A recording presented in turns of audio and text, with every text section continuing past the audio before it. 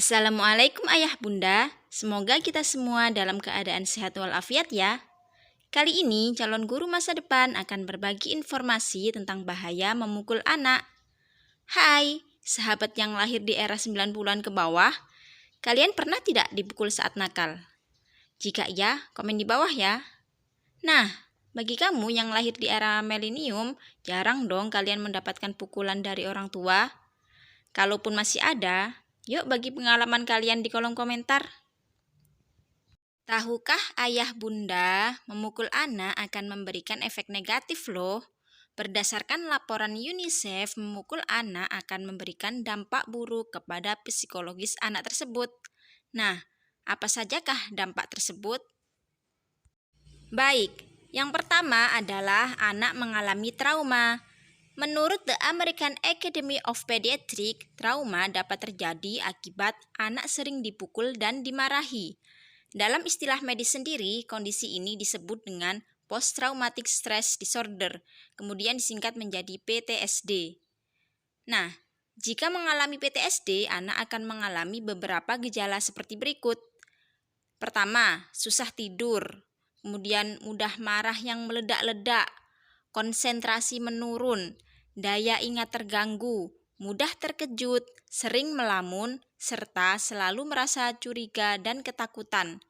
Tentu ayah dan bunda tidak mau dong anaknya seperti itu. Dampak buruk yang kedua adalah anak sulit bersosialisasi. Efek lain dari trauma yang dialami oleh anak akibat sering dipukul adalah ia mengalami sulit berkomunikasi dan bersosialisasi. Ini karena ia selalu dilanda ketakutan pada orang lain. Selain itu, ia pun menjadi tidak percaya diri dan sulit berprestasi dan mengembangkan potensi dirinya.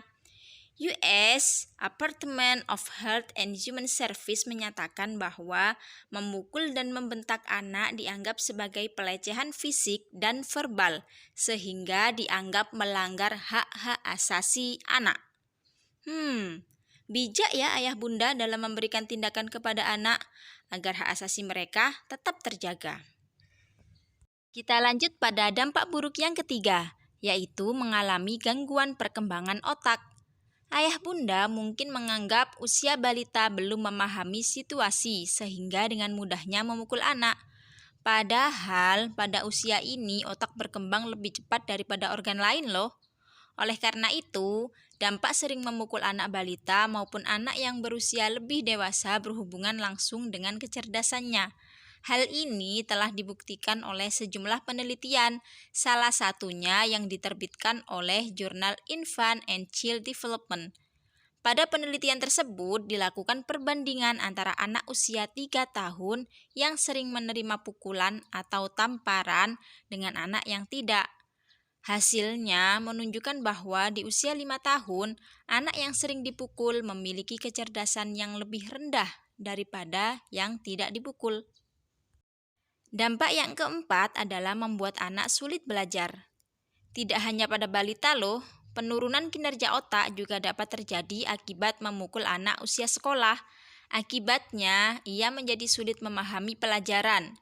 Menurut studi yang diterbitkan oleh jurnal Human Brain Mapping, memukul anak dapat mengurangi gray matter, yaitu jaringan penghubung abu-abu pada otak yang merupakan bagian penting untuk belajar.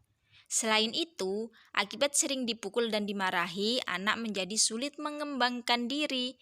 Ini karena ia takut mencoba hal-hal yang baru dan khawatir berbuat salah. Kita lanjut pada poin kelima ya. Dampak buruknya adalah anak dapat berperilaku kasar. Ayah bunda tentu pernah mendengar dong bahwa perilaku anak merupakan cerminan dari perilaku orang tuanya. Ya, begitupun dalam hal kekerasan. Akibat anak sering dipukul dan dimarahi akan terlihat langsung pada si kecil. Ia akan tumbuh menjadi anak yang kasar dan agresif. Si kecil akan menganggap bahwa memukul itu adalah hal yang biasa, sehingga ia pun melakukan hal yang sama pada orang lain seperti pada teman atau saudaranya. Selain itu, melansir dari situs Healthy Children, efek memukul anak usia 2 tahun dan bentuk kekerasan lainnya dapat membuatnya menjadi tantrum. Beberapa anak mungkin juga akan mengalami kurang nafsu makan, susah tidur, dan sakit kepala. Dampak yang keenam adalah anak beresiko melukai dirinya sendiri. Sebagaimana yang dijelaskan sebelumnya, memukul anak dapat membuatnya meniru kekerasan, bukan hanya pada orang lain loh. Ia bisa saja akan melampiaskan emosinya pada dirinya sendiri. Menakutkan bukan? Nah, menurut Badan Kesehatan Dunia (WHO), akibat anak sering dipukul dapat membuat ia melukai diri sendiri, menggunakan narkoba, bahkan melakukan upaya bunuh diri. Kalau yang ini serem kan, Ayah Bunda? Semoga tidak terjadi pada anak kita ya.